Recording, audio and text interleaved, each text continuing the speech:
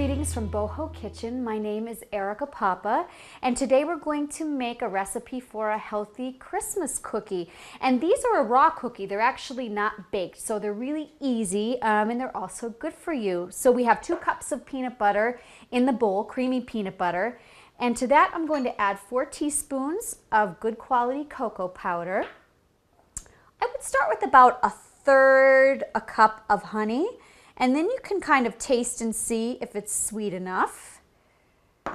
1 cup of mini chocolate chips. And you can put anything you want in here really. Nuts, sesame seeds, what have you.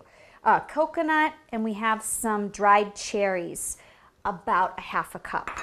So we're just going to mix all of that together. And you want to mix it really well and make sure that it's smooth.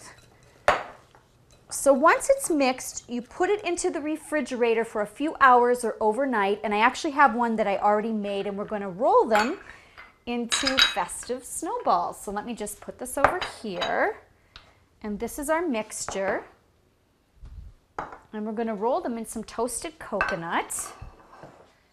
And I have a box here that we can put them in for a really nice presentation.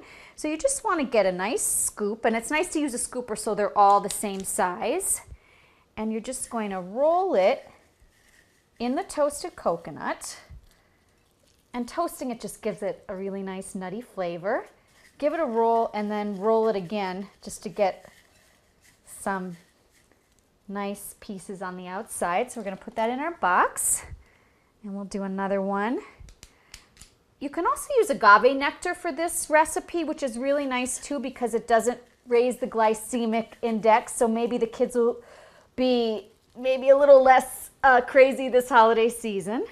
So that's it. And you just keep rolling the balls in the coconut, and you can present it in your box, and you can give it to friends. A healthy Christmas cookie.